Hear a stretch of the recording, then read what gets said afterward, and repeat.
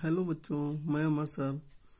बच्चों, कल हमने फिजिक्स क्लास 12 इंग्लिश मीडियम के लिए सिलेबस के बारे में बात की थी। आज हम उसी सिलेबस में पहले सेक्शन से जो आपका पहला टॉपिक है उसमें हम पहला चैप्टर लेते हैं। ये आपका दिया हुआ है चैप्टर 1, इलेक्ट्रिक चार्जेस एंड आपका फील्ड। तो इसमें हम कुछ डेफिनेशन सबसे पहले देखते हैं। तो यहाँ पर अगर आप देखेंगे, सबसे पहली आपकी डेफिनेशन दी हुई है कि इलेक्ट्रिसिटी आपकी क्या है, और ये जो आपका हेडिंग दिया हुआ है, ये जो आपका टॉपिक है, अगर आप देखेंगे तो इसको जनरली हम लोग सुनते भी रहते हैं। अगर आप अपने ऑल अराउंड देखेंगे तो आपको इलेक्ट्रिसिटी मिलेगी, आपके घर में इलेक्ट्रिसिटी है।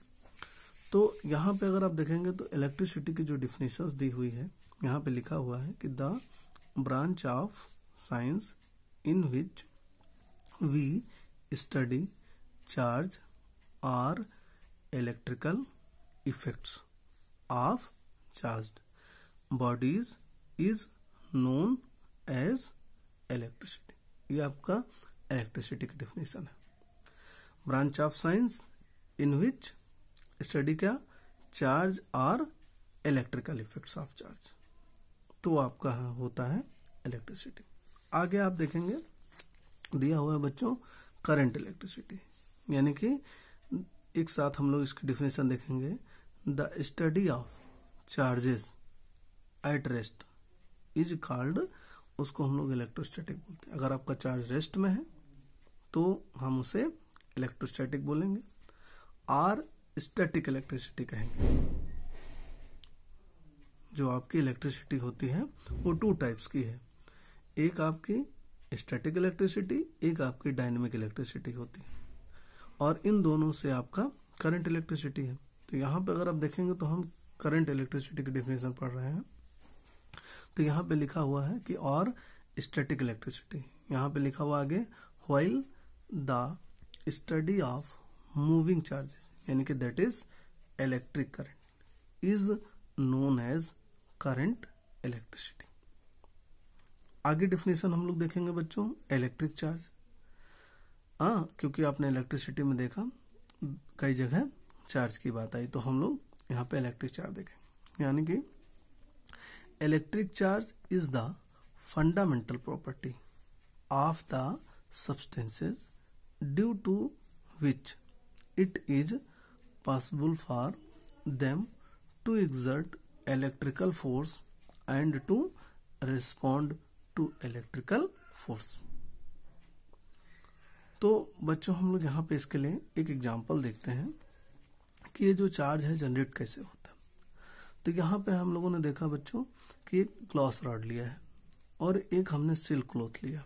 ये जो ग्लास रॉड है इसको हमने सिल्क क्लॉथ से रब किया, तो आपने देखा कि यहाँ से यहाँ कुछ ट्रांसफर होता है। तो जब ट्रांसफर होता है तो उसके बाद में जो ग्लास रॉड होता है उस पर चार्ज प्लस आता है, और जो सिल्क है क्लॉथ उस पर चार्ज आपका माइनस में आता है। यानी कि ग्लास रॉड पे आपका पॉजिटिव और सिल्क क्लॉथ पे आपका नेगेटिव। आगे देखिए, फिर हमने एक एबोनाइट रॉड ली और एक कैट्स फर लिया, और फिर उस एबोनाइट को हमने कैट्स फर से रब किया।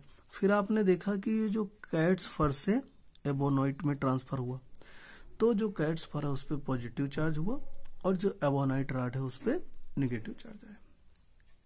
आपको भी पता है कि जो प्रॉस्पेरस पर्सन होता है वही किसी को कुछ दे सकता है, यानी कि उस पर जो चार्ज होता है प्रॉस्पेरस पर्सन पे प्लस होता है, जो लेगा उस पर चार्ज आपका माइनस होगा। तो यहाँ पे ये हम लोगों ने देखा। अब उसके लिए यहाँ पे थ्योरी लिखी हुई है क्या, कि on rubbing glass rod with silk cloth the charge acquired by glass rod is known as positive charge. आपने देखा कि हमने ग्लास रॉड को सिल्क क्लॉथ से रब किया है तो उस पर पॉजिटिव चार्ज आया। कल हम लोग इसका प्रॉपर्टीज के लिए बात करेंगे, आज केवल इसकी थ्योरी देखते हैं।